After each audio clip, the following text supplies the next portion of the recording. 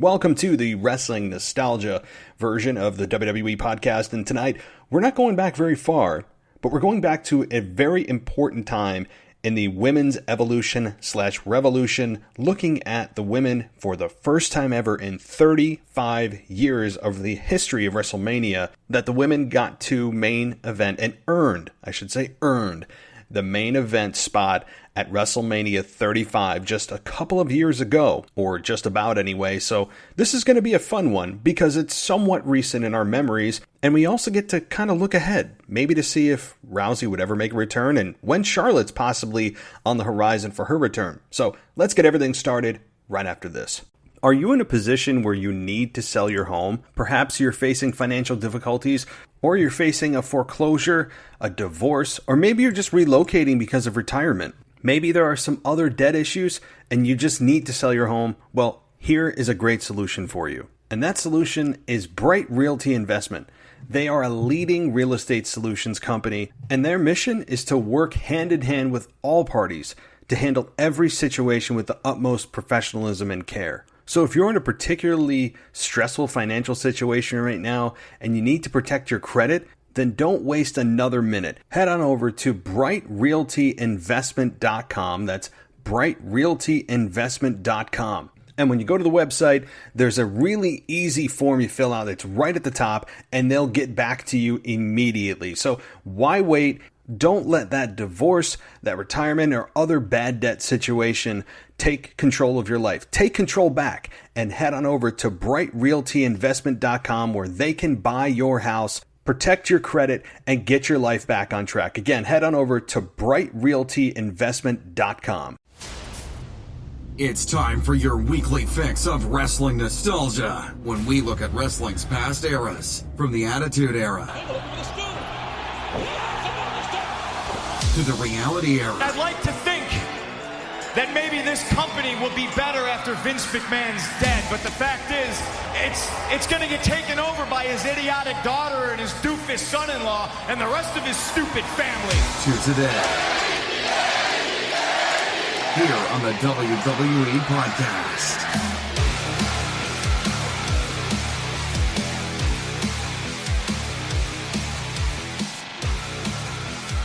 Well, it is that time of the week, a day late, but we're here.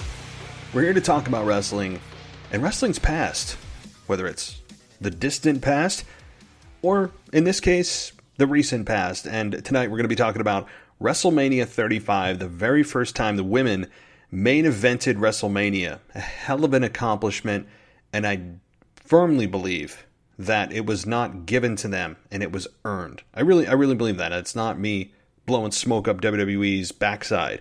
That is really my belief. It was truly earned. It didn't feel forced. It really felt like the main event, the way that it was built, albeit some big flaws, and one big problem I had with the match. And if you know me, you probably know where I'm going with that. But overall, well-deserved, and we're going to get into the story that led to the main event, as well as speculating on when Becky Lynch could be returning, when Charlotte's going to be returning, and when Ronda Rousey, or if Ronda Rousey is going to return.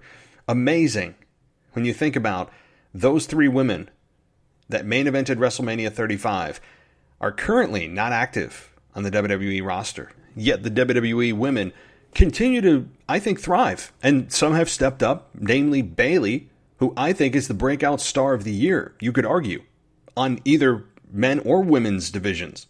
So we've got a lot to discuss when it comes to the women's division, of which I have not done a women's wrestling nostalgia yet. So what bigger moment to start with in the recent past anyway, other than the main event of WrestleMania 35. So we will dive into that full force.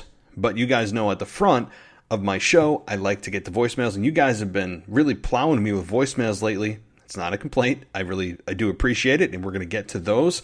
Some regular callers, some brand new to the show. We're going to get to those. And first, though, I want to make sure that you guys know about tomorrow night. It is the very first night, or the first night of this WWE draft for this year anyway, for 2020, where the Botch Guy and I will be co-opting a show for you right here on the WWE Network immediately following SmackDown tomorrow night. So, not usually my style. As you know, I watch Raw and SmackDown on delay, which is why I don't give you instant feedback more often than not on Twitter and or on Instagram, of which follow me on Twitter at wrestling_audio and on Instagram at WWE_podcast. But this is a special occasion because it's the Botch Guy.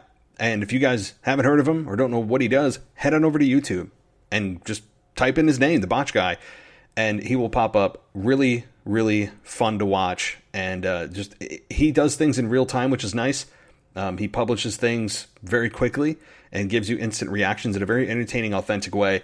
I mean, I'm not just making that up to say it. He is really an asset to the wrestling community. So check out the Botch Guy on YouTube. Him and I will be doing a collaborative show tomorrow night, immediately following SmackDown, so that when you wake up on Saturday morning, you will get the show in your pocket to whatever device that you normally pull podcasts from.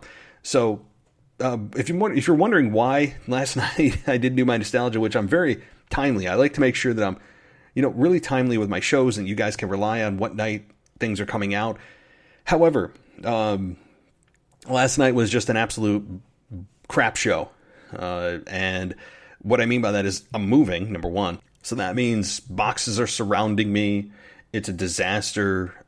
If you've seen my videos on YouTube, which, by the way, youtube.com/the WWE podcast, which I only do like 2-minute videos, maybe 3 minutes tops on certain topics.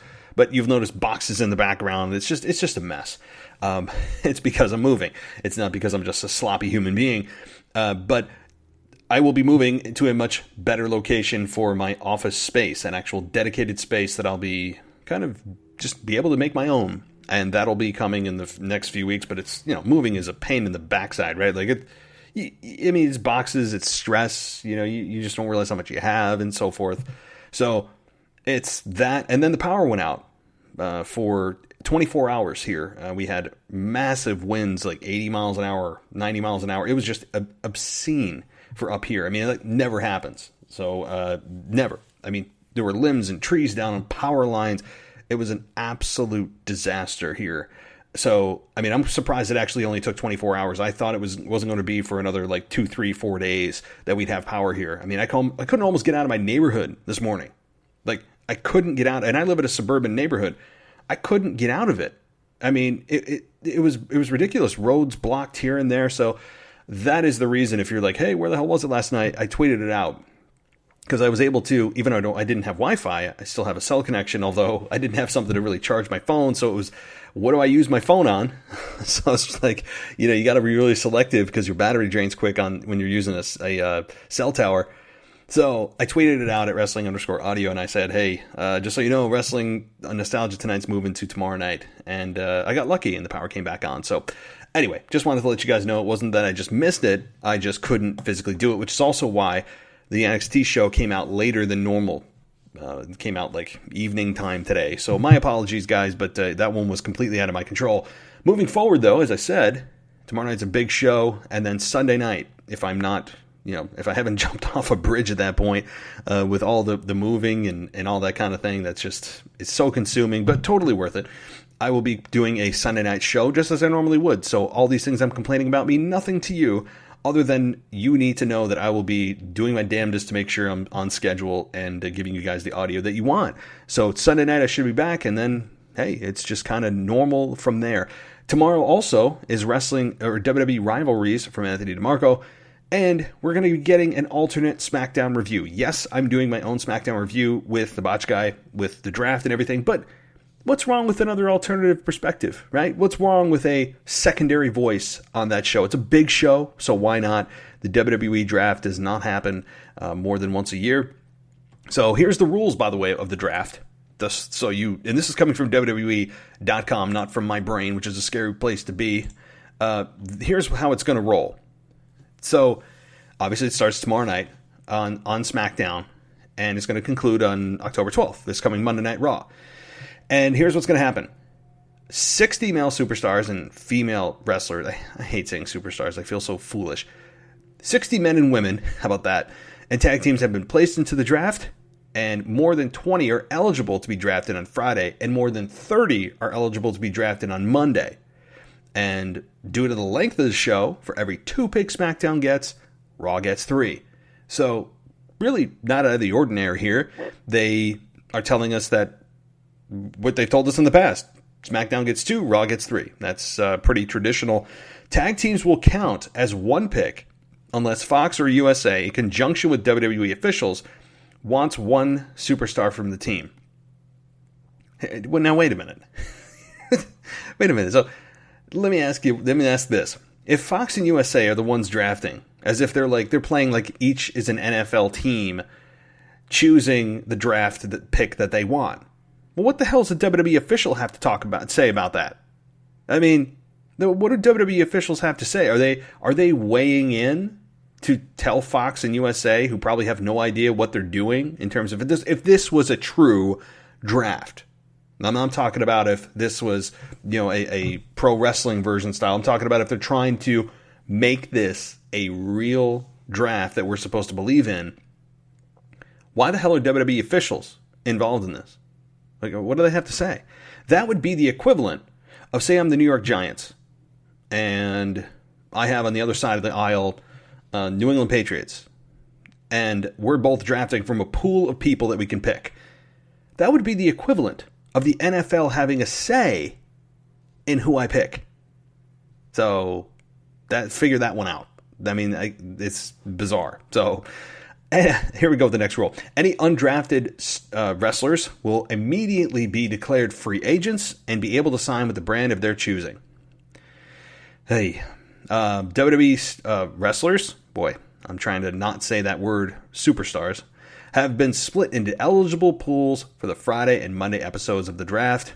Conversations have been ongoing between WWE officials, Fox, and USA, so stay locked into WWE Digital for the latest. And they give you, and I'm not going to read every name, but they give you pools for Monday and for Friday. So Monday's pool is obviously much, much bigger, but I think there's going to be some huge moves here. Huge moves that are just completely shaking up the whole thing. And I alluded to this on my Monday Night Raw review, which feels like a week ago. But I think The Fiend could come to Raw. I think Drew McIntyre could go to SmackDown. I think Roman Reigns could come to Raw. Or Roman Reigns could stay on SmackDown. I mean, I would like, as I said, somehow, some way for Drew McIntyre and Roman Reigns to eventually cross paths. Now, I don't think they're going to both lose the belts, and you can't have both big belts on the same show. So I would lead to believe that Roman Reigns and Drew McIntyre are probably going to cross paths at WrestleMania and stay on separate, I should say, the Royal Rumble, and then eventually meet at WrestleMania. But for the time being, these two are probably going to be on separate brands. Because I'm really looking forward to a Drew McIntyre-Roman Reigns match, especially now that Roman's in the correct role after 6 years of a forced babyface run, and Drew McIntyre is in a very good place too as a babyface and coming into his own. So that's the rivalry I'm looking at, are these two, and I think they cross paths for the first time at the Royal Rumble, which leads to a Mania match. So keep that in mind. But you also could have Seth Rollins go to SmackDown. I think that would be a hell of a pick for SmackDown and shake things up for Seth Rollins. I mean, he needs to get the hell away from the Mysterios. Just stop. If Murphy wants to be involved, fine. Murphy's doing probably the most relevant thing he's ever done in his career. But if these two have a match at Hell in a Cell, fine. We'll call it the final interaction between Raw and SmackDown wrestlers until the Royal Rumble. Or wait until Survivor Series, which is the only night that wrestlers, both brands go head to head. Except for WrestleMania, except for the Royal Rumble, and except for sometimes SummerSlam, and throughout the year, of which we never get an explanation for. But, outside of those in really undetermined amount of times, they only meet at Survivor Series head to head. Yeah. So don't get ready. Get ready for Survivor Series, where these men and women who are being drafted suddenly have a death loyalty to the brand that they were drafted to. Just get ready for it, because that's what's going to happen. All rivalries go under the rug. No matter what you're doing, it goes under the rug for the good of the brand. And you tell me, somebody out there, please tell me, any brand that has shown superiority, even when I think SmackDown was swept, or they did sweep Raw.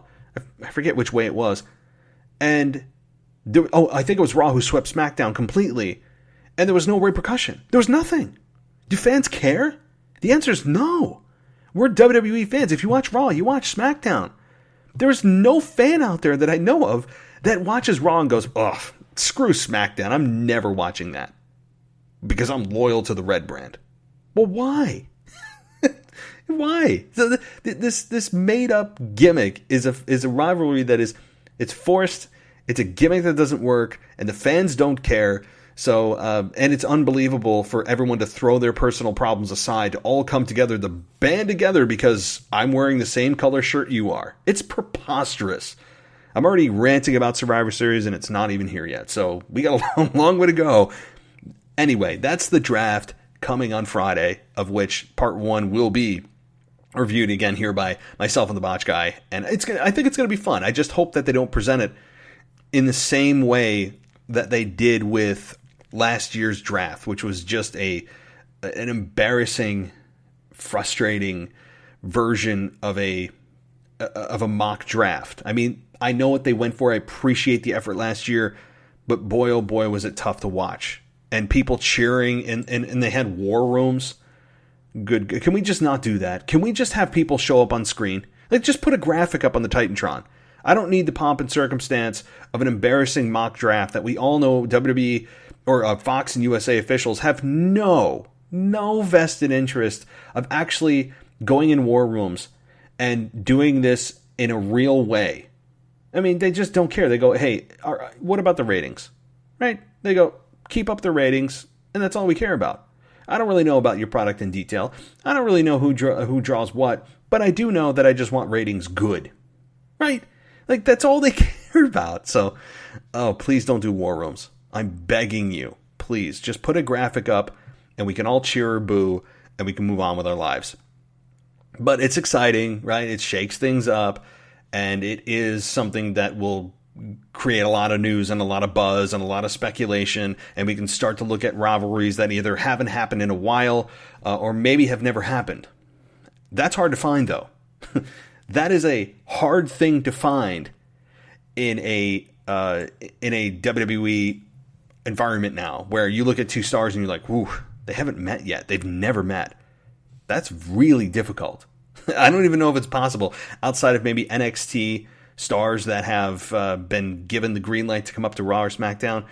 I mean, I'm looking at the list of people, and I don't see a whole lot of NXT talent that hasn't been brought up yet. I will say that.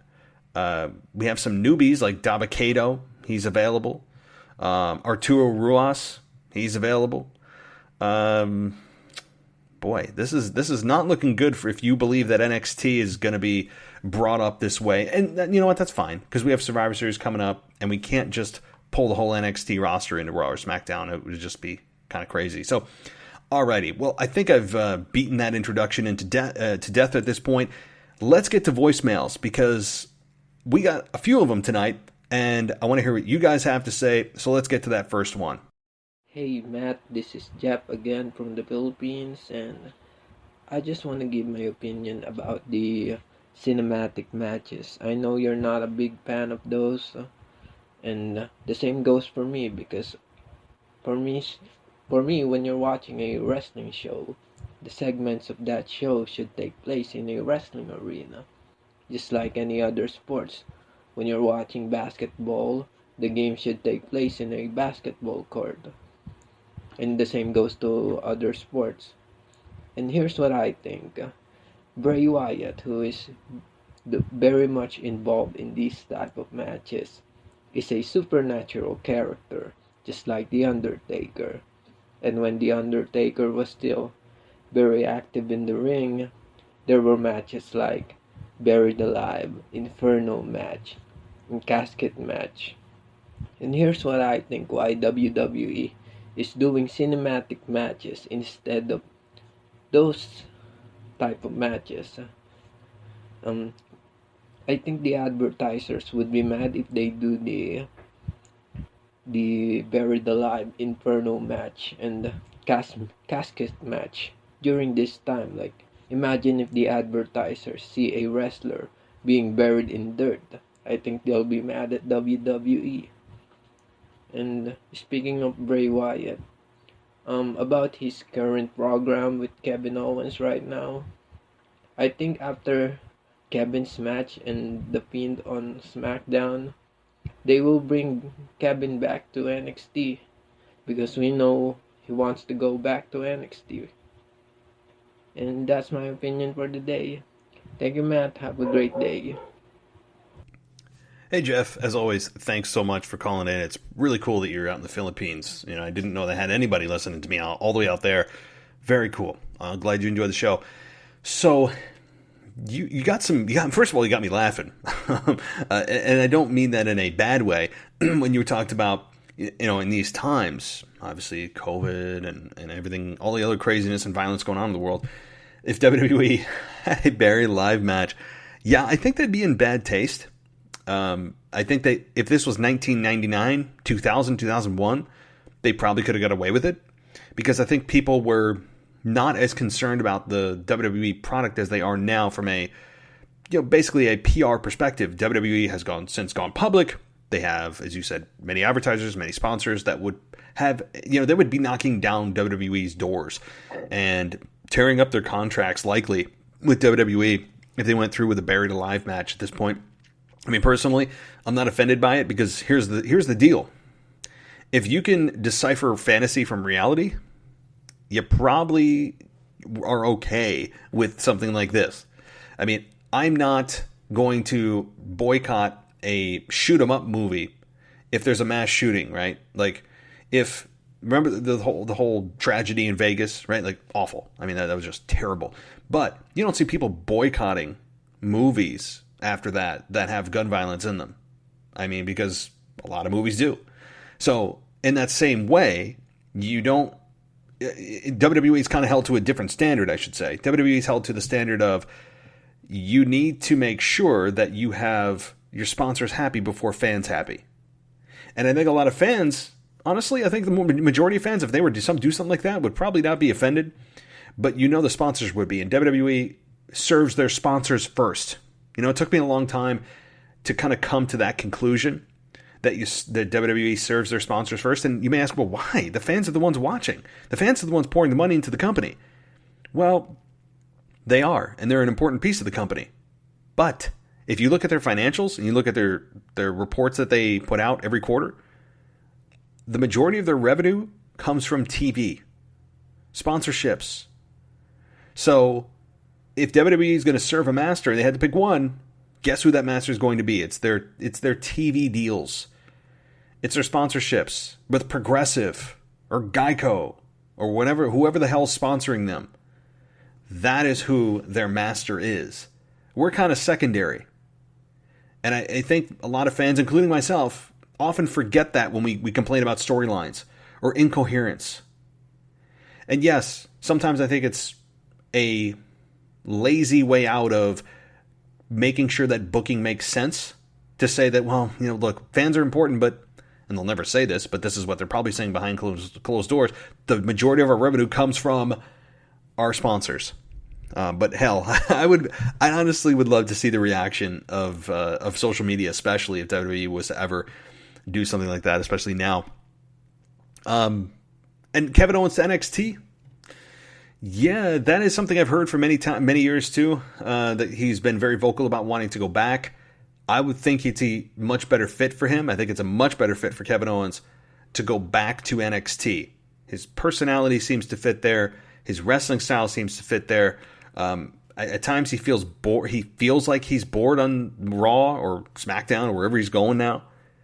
I think he would fit in well with the culture of NXT. Plus, a returning star like Kevin Owens wouldn't feel like he's invading NXT and that he's an unwelcome guest, because he's been there, done that. He came from NXT, made a name for himself in NXT. He came up and faced John Cena as NXT champion at Elimination Chamber 5 years ago, maybe more, and beat him.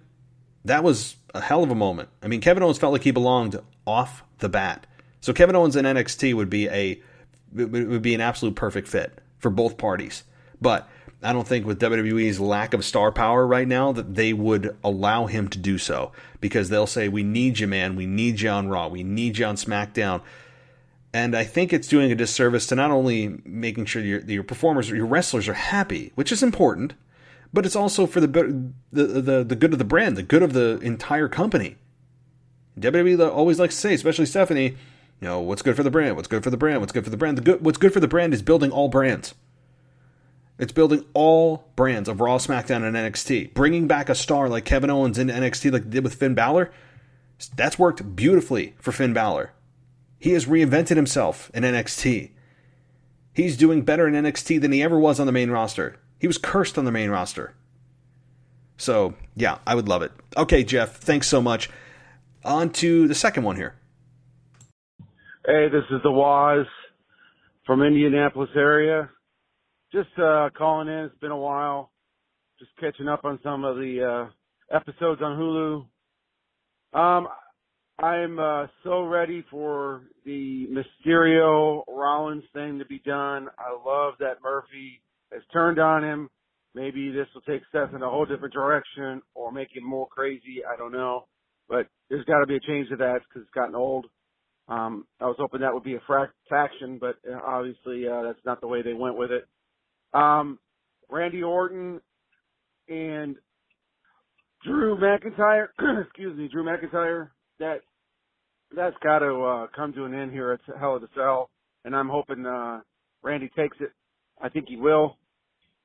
I just tired of the Street Profits. I think that they need to make a change there. They're just not that good. And I don't care for them at all. So let's make a change there. The women's tag team titles, they seem irrelevant and stupid. So that needs to go away as well. I just hope that this upcoming draft isn't as horrible as it was last year. They don't try to make it like it's a sports thing, although I got a feeling they're going to. I'd almost rather they just draw names out of a hat or do a kind of bingo type thing or something and make it seem like it's random, even though we know it won't be. I think that would be better. Anyways, hope you guys are all doing well. I'm sure there's about 20 other things that I wanted to say, and I just can't remember what they are at the moment. But, Retribution being gone the last few weeks, that's been great. I hope that kind of just fades off and goes away. And then the Underground definitely needs to go away. And I like Fiend going against Owens. I want to see where Owens goes after all this. And, yeah. So, thanks again. Hey, Waz, thanks for calling back. And, yeah, it has been a while. But good to hear from you. Boy, you got a lot in that few minutes. A lot. So I'm not going to comment on everything. I'll just pick and choose a couple of things. Overall, I feel like you're looking for a lot of change and movement. It feels like things have been stagnant for a while, and it's time to open up the windows, so to speak, and let some fresh air in. That's the sense I'm getting. And in some respects, I agree, right? Like, it does, the Mysterio thing, I think all fans in unison can say, end this now.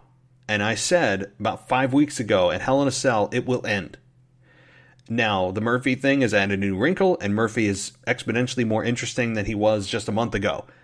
I don't enjoy the Aaliyah thing. I don't enjoy the Mysterio family. They are a distraction and very bad actors. Bad. Especially the wife who's just, Miss Roboto. I don't know what she's doing. I don't know her presence. I don't understand it. I'm just supposed to see. I guess it's for the visual of they're a familia. They're a family. Look how much of a family man and tight-knit they are, and look at the dissension that Seth Rollins is creating. What an evil SOB. I guess. To me, I'm more interested in Murphy versus Seth Rollins. That's what I'm looking forward to. I don't care about Aaliyah, right? Murphy did make it a little more interesting, but get Rey Mysterio out of it. If they just want one more match to blow it off and they kill each other inside the cell, fine. But to me, it's Murphy versus Seth Rollins, and the Rey Mysterio thing could be done, but they're still tied in.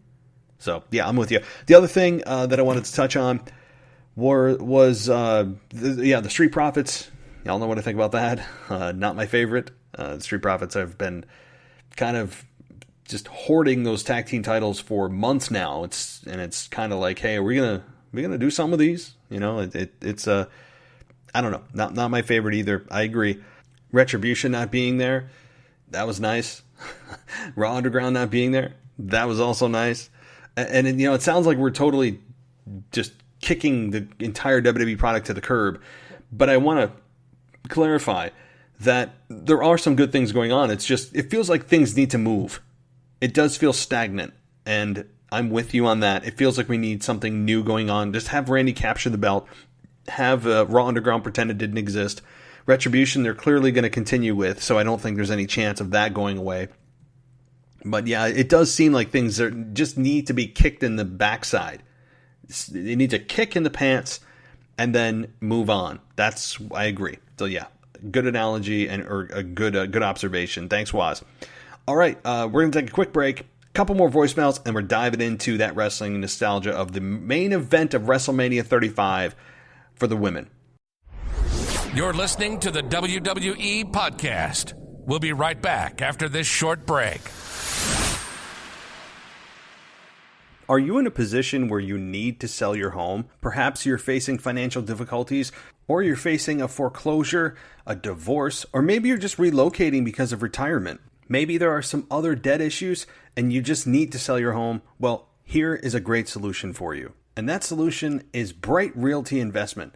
They are a leading real estate solutions company, and their mission is to work hand in hand with all parties to handle every situation with the utmost professionalism and care. So if you're in a particularly stressful financial situation right now and you need to protect your credit, then don't waste another minute. Head on over to brightrealtyinvestment.com. That's brightrealtyinvestment.com. And when you go to the website, there's a really easy form you fill out. It's right at the top, and they'll get back to you immediately. So why wait?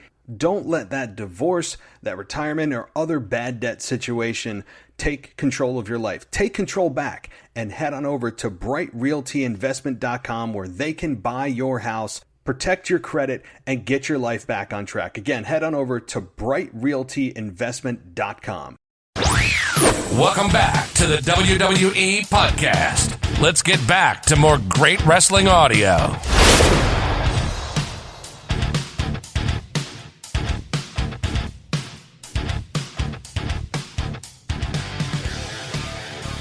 All right, everybody, let's get into that next voicemail. We're creeping closer, I promise, to the wrestling nostalgia. You guys you send in your voicemails, and I love it. And I want to make sure you have a voice. And you know what? If I will say this, if I continue to get a lot of voicemails, and that's totally fine, maybe I'll just have a separate show for like a mailbag, or I don't want to say mailbag, that's a phrase used by another podcast, but that kind of segment where I respond to your emails in maybe a longer form, and your emails and your voicemails, which, by the way, if you want to call in, super easy to do. It's 518-952-0247, or email at realwwepodcast@gmail.com. So, all right, let's get to that voicemail, guys, and respond. Hello, this is Kendall. I like Randy Orton. He is my favorite wrestler. I listen every day. I want Randy Orton to become champion. I want to meet Randy Orton. I think this show is terrific. I'm a big fan of Randy Orton and John Cena. I think Randy Orton deserves the belt. Randy Orton is my role model. I also want to know when is Randy Orton going to be on the show. And I also want to know how can I meet Randy Orton and John Cena. Thank you, bye. Hey, Kendall, thanks so much for calling in. So it sounds like you're a big Randy Orton fan, and I believe that you and I now have something in common. I mean, he's been one of my favorites for the last, since Edge returned at the Royal Rumble when he started the whole program. So we're closing in on a year. We're getting there, so about 9 months. And I'm loving what he's doing. I've been advocating for him to be champion for 3 months now, since he started the program with Drew McIntyre. Maybe it's less than 3 months, but since he started with Drew, I said, hey, this guy needs to be champion, because would be, I think, a better heel champion than Drew as a babyface champion. That's, to me, that says a lot. I hate to say that, because I love Drew as champion, but I think that having Randy as a heel champion would be even more entertaining, and having the babyfaces in chase mode, chasing Orton for the championship, would be even better for Drew and other babyfaces chasing Orton. So I think Orton has a chance, a really good chance at Hell in a Cell, to finally beat Orton. This would be, if Randy Orton takes a third loss to Drew McIntyre, then I don't know what to say. I'll be very disappointed. I will. And I love Drew as champion, so it's not a terrible option at all. But I just know how good Randy Orton could be as champion in his best iteration of a heel right now that he's ever been. So as far as get him on the show, he's always open to come on the show. I mean, I would love to have him on the show. I don't think anybody would turn him down. I just don't know he does a whole lot of this stuff. I mean, I don't think he is. I don't ever hear Randy Orton on podcasts outside of WWE's own internal podcast platform. He doesn't do a whole lot of outside interviews, so getting him on here would be difficult, but I'm always welcome to it. And how do you meet him? Well, not easily, I'll say that, especially in these times of COVID. I mean, WWE is not holding live events where fans are really where fans are there, which means they typically do a meet and greet the day before. But if they're not doing live events, they're not doing the meet and greets, which means it's going to be very difficult. I would just say, until we're back in person with actual fans and real human beings that are in the arenas, and that format returns, you're going to have a really tough time trying to actually meet them. But awesome. I'm a big Randy Orton fan too. Okay, next voicemail. Yeah, hi. Tim calling from Arlington, Texas. Just got finished listening to your Raw review, and wanted to say I felt the same way with Buddy Murphy and Seth Rollins. I suddenly am into this program, and whoever wrote this did a phenomenal job. I agree with you. I suddenly, as much as we've been supposed to, been disliking Murphy for the longest time, I now have empathy for Murphy, which is a pretty quick turn. For you to not like someone and now you're rooting for them all of a sudden, right? Aaliyah can still go away. I'm not interested in that at all. Mysterio's, for the most part, can go away for now. We all are over that story. I can't call into your show without talking about, this situation and how much I dislike it. So we'll try not to get into that. I told you before when I called in, I think for the first time, Seth Rollins happens to be one of my all-time favorites. So I want to see him do more than this. It's just disappointing that I don't even want to see my favorite wrestler on television. But this is going to bring some new excitement to me. I'm going to like this a lot. But as far as going back to the way their relationship has been, and I don't know if maybe I just see it from this point of view because I personally know someone, but this reminds me a lot of stories that I've heard of people who in real life are in abusive relationships, like spousal relationships. This is what it reminds me of, the stories I hear. How you've got the abuser, Seth Rollins, and the person being abused, Murphy. But there's a power thing there. And for some reason, it's really, really hard for the abusee to leave the relationship, to stand up for themselves, to say what's on their mind. And I see it in Murphy's face a lot, how he just sits there quiet and he kind of grits his teeth and kind of shakes his head. And he wants to say something, but he doesn't say something, and then he doesn't leave. And this is the same stories I hear in real life.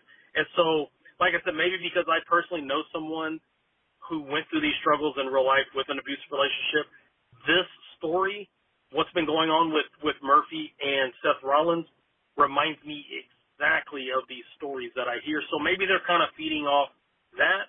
Maybe one of the writers or something has had this happen to them in real life or something, but I don't know. Anyways, I just wanted to throw that out there and let you know that that's kind of the feeling I get from it. So I kind of understand Murphy having such a problem leaving, no matter how abusive Seth is towards him. Hey, Tim. Really, really good stuff there. Yeah. Let me address the biggest thing you talked about first, which was the real life dynamic between abusers and abusees being brought into pro wrestling. I actually never even considered that. Never even brought that in. And I think it is a great way to kind of bring in real life into pro wrestling and have pro wrestling fans realize why they care so much. Because more, abuse in relationships is, I promise the show won't get too heavy right now, but abuse in relationships is a lot more common than people think. It's hidden so often. It's often not on the table in a public format. Maybe the closest friends may know, maybe some family members, but oftentimes that person, man or woman, because it happens to men too, does not come forth with what's going on because of shame or guilt or whatever.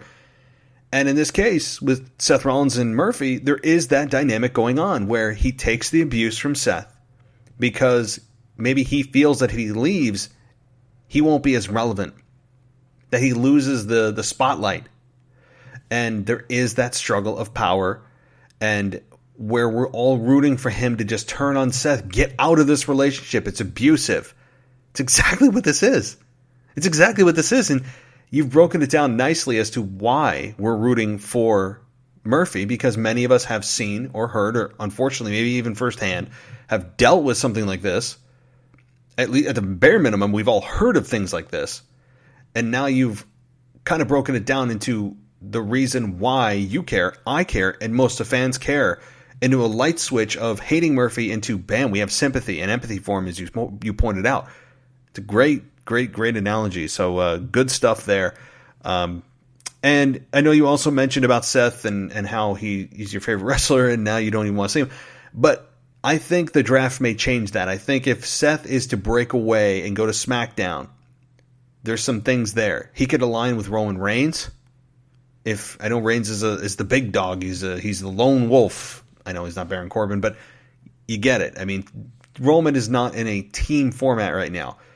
But maybe Seth does join him. I mean, maybe Seth goes on a different path, but Seth needs a new environment. Seth needs a change of scenery, and I think that SmackDown would really help him. So, Murphy, as I said, has been great. So, really good analogy. Thanks so much, Tim. All right, let's get to the final voicemail, I promise, and then we'll dive into the nostalgia portion of breaking down WrestleMania 35. Hey, Matt, it's Jim in New York. Just listened to your Raw review where you posed the question of why would WWE be holding the draft now with Hell in a Cell in a couple of weeks, and I couldn't agree more. All you have to do is look back a year ago now. This very week, in fact, they had the SmackDown premiere on Fox, I believe it was October 4th, where Raw's Brock Lesnar challenged SmackDown's WWE champion, Kofi Kingston, and Brock Lesnar won it. The draft wasn't for another week until Friday the 11th, and for that week, Raw had 2 world champions. Brock was then drafted to SmackDown, Universal Champ Seth was drafted to Raw. He was scheduled to defend against The Fiend later the month at Crown Jewel, and The Fiend was drafted to SmackDown. The Fiend goes on to win the title, and then SmackDown had both world championships, but not to fear, because the very next night on SmackDown, Brock Lesnar and Paul Heyman came out and basically said they were quitting SmackDown and going back to Raw. I mean, I'm just having a headache thinking of all that. The point to this whole backstory is I don't see WWE making that mistake this year, and I think you can save yourself some time, spend more time with your wife, and not even do a prediction show for Hell in a Cell this year, because to me, this pay-per-view is going to be the most predictable pay-per-view of the whole year, and it all stems from the draft. I really think Roman Reigns is the key here. Let's say he's drafted and stays on SmackDown, then you know the WWE champion's got to be on Raw. So that means if Drew McIntyre gets drafted to SmackDown, he's dropping the belt. Likewise, if Randy Orton is drafted to SmackDown, I don't think he's winning the title. The only way it gets a little murky, I think, is if Randy and Drew both stay on Raw. But to me, I mean, what's the point of having a draft if you're going to keep 3 of your top guys, Roman, Drew, and Randy, where they are? But let's say they do stay there. If that happens, I do think they go with the clean sweep with Drew beating Randy again. I liken this feud to the Batista Triple H feud back from, I think it was 2005. where Batista beat Triple H for the title at Mania. He defended it a month later successfully, and then 2 months later, and I believe that third one was a Hell in a Cell match as well. I really think that feud put Batista on the map, and likewise, I think they're going to do that here with Drew, really make it like a bloody match and whatnot. I mean, for God's sake, they just dropped a Chosen One documentary on the guy, which was amazing, by the way. Plus, I do think Randy Orton, even though you hear outside the ring he's kind of a jerk, I really do think he has enough respect for the business, and Triple H in particular, that I don't think he wants to win another title and tie Triple H. But at least the men have the WWE and Universal titles. What are they going to do with the women? Are they really going to draft Raw Women's Champion Asuka over to SmackDown? I mean, it just doesn't make any sense. At any rate, that's all I got. At least it's enough intrigue to have me interested to watch, and that's about it. Talk to you soon. Bye. Hey, Jim. As always, thank you for calling in. A lot of insight there. A lot of scenarios. A lot of what-ifs. And, yeah, I mean, again, why do they need to do this in the middle of a pay-per-view schedule, a pay-per-view cycle? Why can't they just start clean? It would make things so much easier. So much easier. You know, I mean, if Drew and Roman end up on the same paper, on the same brand, and they're both champions, how does WWE address that for the 2 weeks? If Drew is still champion and then drops the belt at Hell in a Cell, that's fine. But how do they address that for 2 weeks? Fans are going to be going nuts. Wait a minute, there's no big champion on Raw. WWE can't do that. That's why I think that in the draft, Drew is still going to be champion. Even if he drops it in 2 weeks, he'll still be champion at the draft. So I think what's going to happen, as I said earlier, is that Roman Reigns and Drew McIntyre will have their first interaction at the Royal Rumble, because that is a Raw and SmackDown co-opted, and NXT co-opted, really tri-opted. Is that a word? I don't know. All three brands are on the damn pay-per-view and in the Royal Rumble match. That means, to me, that's the only way to do this. They would be able to do this very cleanly, though, if Drew drops it at Hell in a Cell and then they have a draft the next night. But no, they're not going to do that, nor are they ever going to explain how championships work. How do champions get drafted? I mean, if you are a champion of Raw, or you're the tag team champions of SmackDown, for example, why are you able to be drafted? That was never explained. Those people should be exempt, because the championships are locked to the brand. I'm not talking about WWE and Universal. I'm talking about the women's Raw, the Raw Women's Championship. I'll get it out. I'm tired. The Raw Women's Championship, the SmackDown Women's Championship, the Raw Tag Team titles, and the SmackDown Tag Team titles. Those should be exclusive to the brand, and whatever team is holding those championships are exempt. Because otherwise it makes no sense. You're right. You're absolutely right. There's a lot of possibilities here, Jim. A lot. And you outlined a few of them, of how they're going to do this. I don't know how they're going to do this, but you can rest assured, however they do it, will be very low on logic and very high on the hopes of fans not caring or not understanding why WWE is doing what they're doing. You can just guarantee it. This is, and it kind of spits in the face of my own logic. It's like me arguing with myself about me always wanting WWE to be more sports-like, be more sports simulated. And then they do that last year where they do a mock draft, and then I complain that they're doing it they're doing it in a sports simulated way that doesn't make sense. So, I mean, it sounds like I'm arguing with myself, but it's all in the execution. And it's not real to believe that SmackDown Fox executives and Raw USA executives are really concerned and understand who they're picking. They don't. They don't. So let's just skip the war room and have just graphics appear on the screen. I don't need the visual of them cheering up and down, like they just won the lottery. I don't need that visual. It was just embarrassing. So I'm good with visual of just boom, up on the screen and move on with our lives. Thank you so much, Jim. I'm interested to see this pay-per-view, probably more than you are. I know it does seem predictable, but when Vince sees predictability, he likes to do something unpredictable. So keep that in mind. All right, let's move on to the main event here. Let's move on to the reason you're here after 49 minutes. If you're still here, thank you. But again, I did say this last time. I want to make sure your voices are heard. And you guys have been flooding me with voicemails. I mean, I just went through, I don't know how many, 4 or 5 of them. And I want to make sure you guys get it. It's good to hear other voices, I think. So if you'd like me to make this its own show, I'm totally open to that. But let's jump into wrestling nostalgia of Ronda Rousey, Becky Lynch, and Charlotte Flair. Now, when Ronda Rousey came in and she signed a 1-year deal of a full-time contract with WWE, she came in blazing. She came in as a babyface. She came in hot. She was in a tag team match with Kurt Angle against Triple H and Stephanie. And she outperformed, I think, in her first match at WrestleMania 34. I think she outperformed many people's expectations. She was a great asset. Kurt Angle was the third wheel in that, which was bizarre to have Kurt Angle a third wheel in his really first match back in WWE. But it wasn't about Kurt Angle. It was about Ronda Rousey in that match. And she kicked ass. There's no other way to put it. And she then went after the Women's Championship, the Raw Women's Championship. She got it. She ended up injuring Alexa Bliss several times. And fans started to slowly resent her. And you may ask why. Some people still don't understand why. Ronda Rousey herself doesn't understand why fans turned on her. Which shows you the intelligence level of her really understanding why fans react the way they do, instead of being filled with the propaganda that is WWE management in her ear about why fans do what they do. Oh, it's just to be rebels. It's just to be cool. It's a cool thing to cheer heels and boo baby faces. No.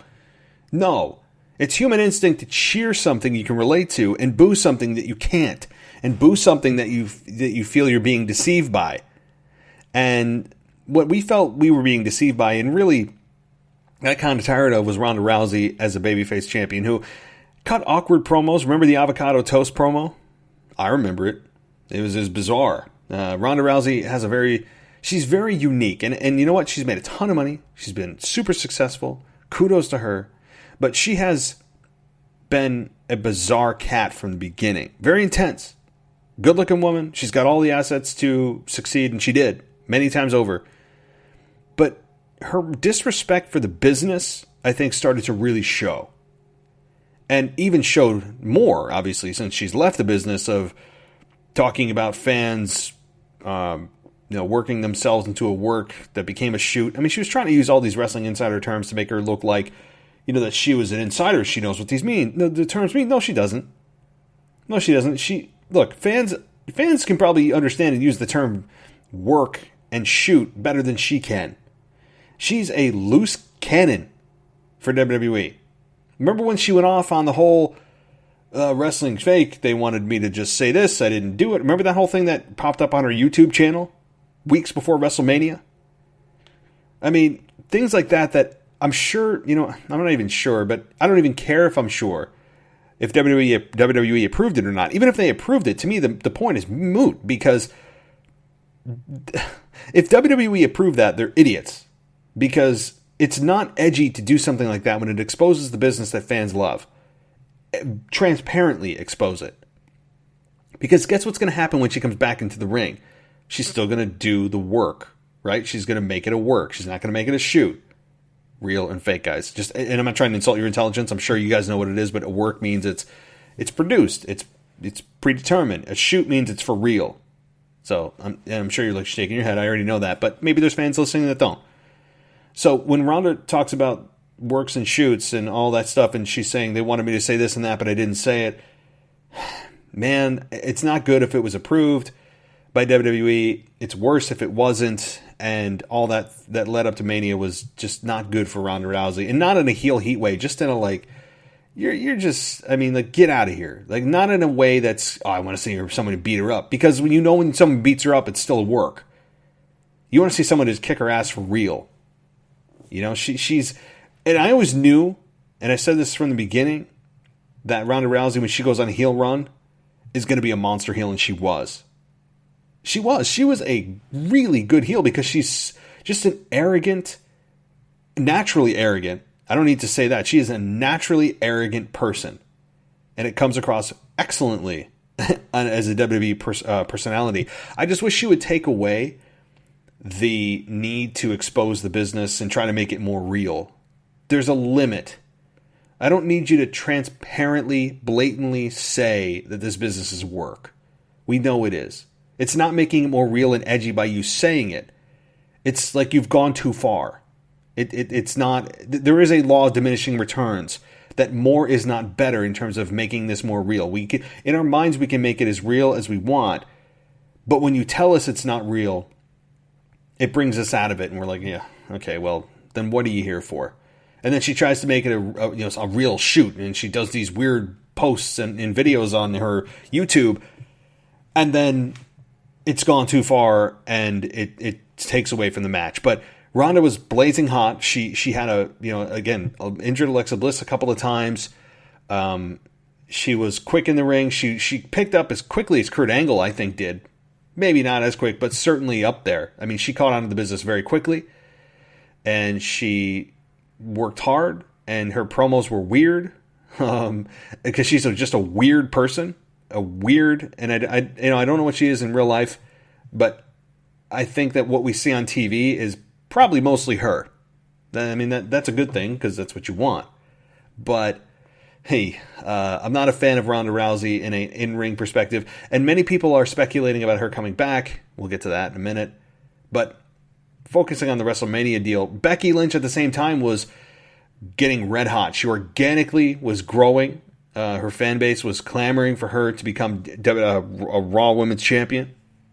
Ronda Rousey was the established champion, heel at that point. I mean, the fans just kind of turned on her.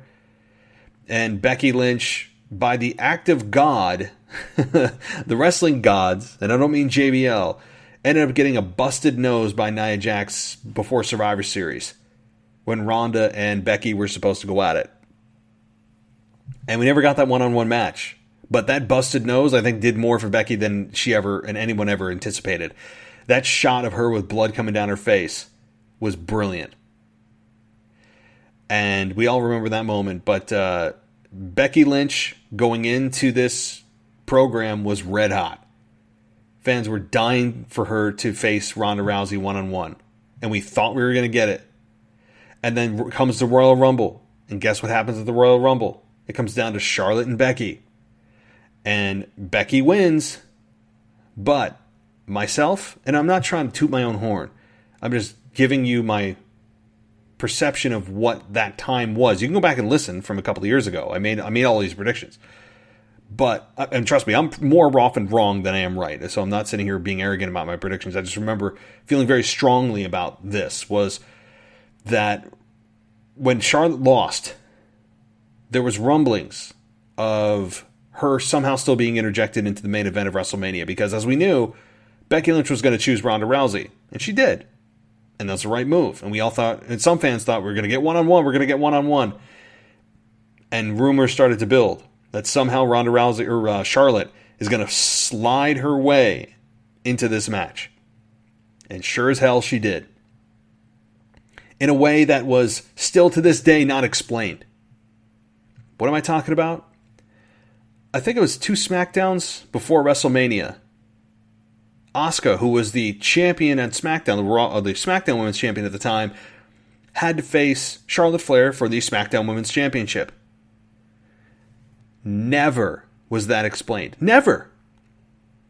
Nor did Asuka ever care about that.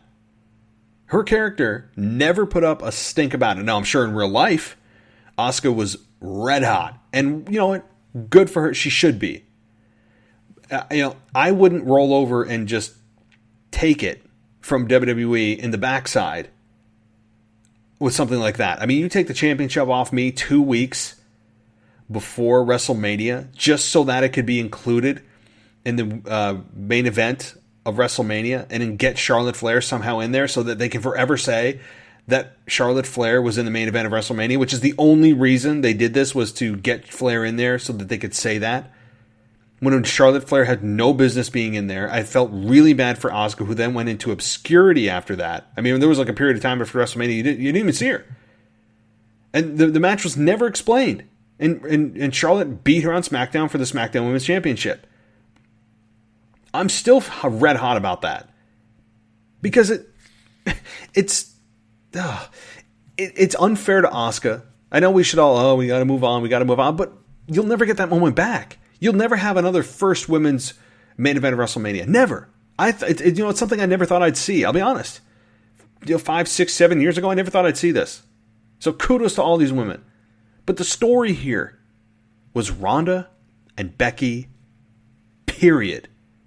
Does anyone remember how hot Becky Lynch and Ronda Rousey were the night after the Royal Rumble? To me, that was the peak of their heat, because you knew which direction Becky was going to go, and you were dying to see it in just a few months at WrestleMania. And then they pour cold water on it by adding Charlotte Flair into the mix. No. Charlotte Flair is a great talent, an exceptionally awesome talent. But you don't just put somebody in the match because they're a great talent. You put them in because the story makes sense. And in this case, Charlotte Flair made 0 sense going into this match. And putting the SmackDown Women's Championship on the line in this match so that Vince could write the tagline, winner take all. You remember that? That was the tagline. I know that the match needed to be as big as it could be, but that is actually an artificial way that reduces the match importance and the match build when you add somebody to it and put another championship in it. To me, it reduced it because it took the focus off of one-on-one, which is to me what all championship matches should be at WrestleMania, especially WrestleMania. And it put the focus on, these 3 women are making history. They're making history. We're going to make history. We're going to make history. How about y'all stop writing history books and start caring about winning the match? Because more often than not, and I couldn't stand this during the Women's Evolution, was the women would blatantly talk about making history instead of talking about winning the match or winning the championship or retaining their championship. It was so disgusting to hear in their promos about worrying about making history. That's like Dolph Ziggler talking about stealing the show. No. That's not why you're supposed to be here. You're supposed to be here to win and to win championships. That's the only reason I'm supposed to believe you're here. If I'm here and you tell me you're here, if you're here and you tell me you're here because you're here to entertain, then you're basically a clown. You're here to just entertain. I mean, make a nice little, dog-shaped balloon for me. Paint your face all nice and rosy. I mean, that's essentially what you're here for. You're here for entertainment. But I don't get invested in just basically one-dimensional entertainment. That's very superficial. I need to care about the character and tell me why you're here. And so I know I'm getting way off topic. My point on this is that this match did not need Charlotte Flair. Period. End of subject. It's been almost 2 years.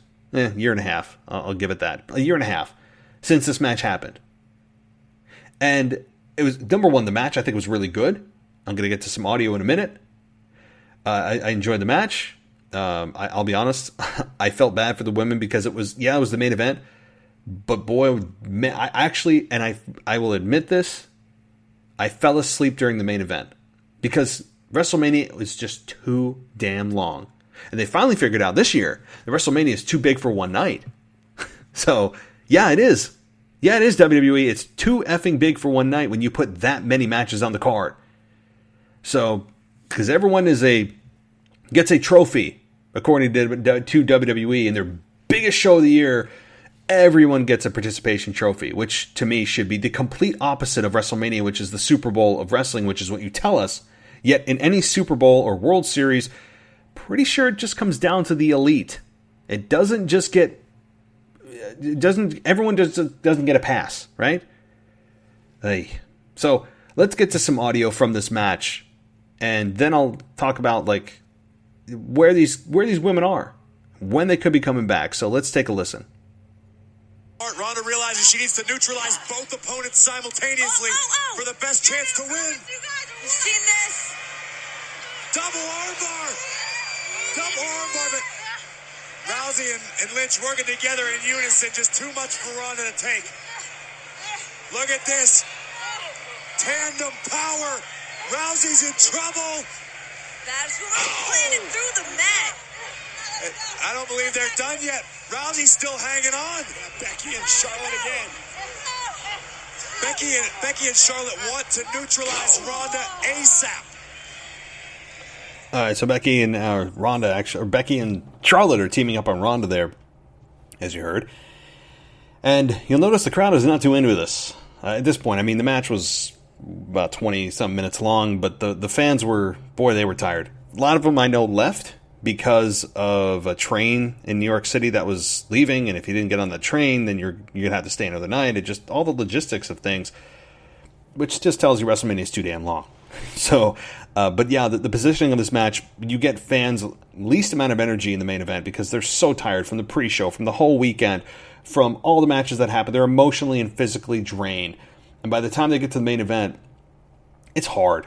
It's really hard, man. And I felt for these women from that perspective, albeit the match was good, really good. I enjoyed the match. But, you know, it was hard from that perspective. As I said, I fell asleep. I fell asleep during the main event. Because I was so tired laying on my couch going through the 5-6 hours of WrestleMania, and I woke up and obviously Becky had won the championship, but it was tough. It was really tough. But then we get to the finish. So let's listen to it because you got to listen to the finish of the match, right? Like that's the whole point. So let's listen. Check your chin, man. Going pound for pound with Rousey. Rousey just takes out Becky. Down goes the man. Rousey is about to take it all. Wait, that bad leg on Rousey not allowing her to get to her feet. Now she finally does. Struggling to post and put the weight needed on her. Piper's pit. Left leg. Shoulders down. Shoulders down. She did it. Becky Lynch is the winner, take all, and is both Raw and SmackDown Women's Champion. Ronda Rousey doesn't think her shoulders are down. I mean, I would think it'd be worth a replay, but Ronda Rousey was looking for Piper's pin. To her credit, Becky Lynch, it looks like, was able to shift her weight and pin Ronda's shoulders to the mat. I think Becky got her there. Well, Ronda Rousey has suffered her first pinfall loss in WWE. Becky Lynch takes it all tonight. Alrighty, so there's their finish, and yeah, I had forgotten how kind of sloppy the end of that match was in terms of the finish. If you haven't seen it, go watch it. First of all, the crowd is just dead. I mean, and I don't mean in the way that it means that they didn't do their job. It just, there's nothing left. I mean, you're so tired. You're just thinking about getting home. Maybe you got school the next day. Maybe you got to take care of kids. You got to get on the train. You got to go back to your hotel room. You're just exhausted. And the fans, I get it. I mean, they were just done by the end of that night. But notwithstanding, I think they did a good job. It just, the end of the match was a little sloppy. You know, it ended with the dreaded, most devastating finisher in WWE history, the roll-up, or the backslide in this case. But I understand why they did it, because Ronda had not yet been pinned in WWE, nor submitted. And so they made that first time happen at WrestleMania. But go back and watch. I mean, it just adds to the referee incompetence. Like, somebody should do a documentary. Somebody should do a documentary on WWE official incompetence. Because it is strikingly bad. Somebody needs to do this. It will be viewed by millions. I really believe that, because no one ever focuses on the referees. I mean, we complain about them from week to week, but nobody really does an in-depth count or tally of all the mishaps and miscues, whether it's intentional or not, or a botch or not. It needs to be accounted for. I mean, in this case, the referee missed the main event of WrestleMania finale, the finish of the main event of WrestleMania, where Ronda's, especially the count of one, her shoulders were not even to the mat yet. And the referee kind of did somewhat of a fast count, but that's just kind of the style now. No one has patience for a 1, 2, 3 that's actually 3 seconds. It's like 2 seconds with 3 taps. But it was a little bit sloppy, and Ronda was shocked, and she kind of has a case there to say, hey, I never lost. And she didn't. When you look at it, she never really lost. And so, you do all these kicks and power bombs and through the tables and all this stuff, and it ends in a backslide. Again, backslides and roll-ups are not necessarily a bad thing, but when you see them on a weekly basis, it's not the best. It's just overused, and it's a crutch for allowing the person that was the one who lost the match to come back and say, you got lucky. So anyway, well deserved by all the women. And let's take a look at where these women could be. First of all, Charlotte. I think she's the most likely to come back the soonest. She was injured. I think taking time off from the fans is a good thing. She seemed like she was everywhere, and I'm glad that she is gone, or was gone. I believe Nia Jax is the one that injured her on her way out, at least in storyline, so she could be coming back for revenge against Nia Jax. And I believe her return is imminent in the next couple of months, so keep an eye out for that. Becky Lynch, I think I know she's on maternity leave, so she's probably close to being due in the next couple of months. I think December is when she's due. So assuming she has her baby and all things are going well, and she maybe spends 6 to 8 months with the child, and then decides to come back to WWE, and she will, you're looking at maybe SummerSlam next year. Maybe early summer at the absolute earliest, maybe June, July, in time for SummerSlam, and then Becky Lynch is back. So that'll be a huge gain for WWE in the women's division. And then Ronda Rousey. I don't think she's coming back. I don't want her back. And I don't mean that in the heel way of, oh man, I just hope someone comes back and kicks her ass. No, I don't mean that in the heel way. I mean it in just, she's disrespectful to the business. Whether it's prepared or produced like that or not, I don't care. She's just a disrespectful person to the business. And I don't need that in a way, again, that it's heel heat. No, it's not. It's like, I don't want her on my screen. And I don't mean that in I hope someone fake beats her up. No, I hope someone actually does in an octagon. I'm not saying somebody on the street. I'm talking about get her in an octagon. So I want to make that distinction. So, all right. Well, I know you guys are with me here. It's longer than my usual wrestling nostalgia, a little over an hour now. But thank you for sticking with us. We appreciate it. I hope you enjoyed it. I know we have a long voicemail segment at the beginning of this show. I know that you're here for nostalgia, so maybe I will break this into its own separate show. Let me know what you guys think, or maybe I'll just continue to do it in its own show, or in these shows, and just do it at the beginning. So let me know what you think. Let me know how you guys want it formatted. And hit us up at realwwepodcast@gmail.com or call us.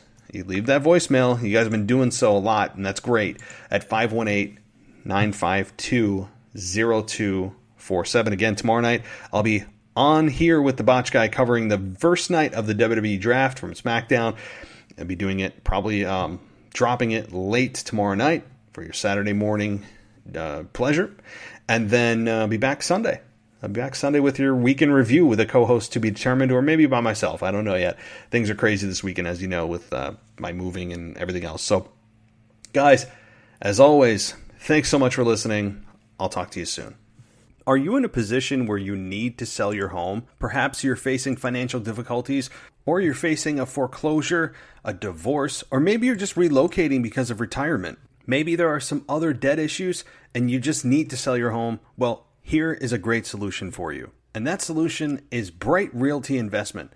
They are a leading real estate solutions company, and their mission is to work hand in hand with all parties to handle every situation with the utmost professionalism and care. So if you're in a particularly stressful financial situation right now and you need to protect your credit, then don't waste another minute. Head on over to brightrealtyinvestment.com. That's brightrealtyinvestment.com. And when you go to the website, there's a really easy form you fill out. It's right at the top, and they'll get back to you immediately. So why wait? Don't let that divorce, that retirement, or other bad debt situation take control of your life. Take control back and head on over to brightrealtyinvestment.com, where they can buy your house, protect your credit, and get your life back on track. Again, head on over to brightrealtyinvestment.com.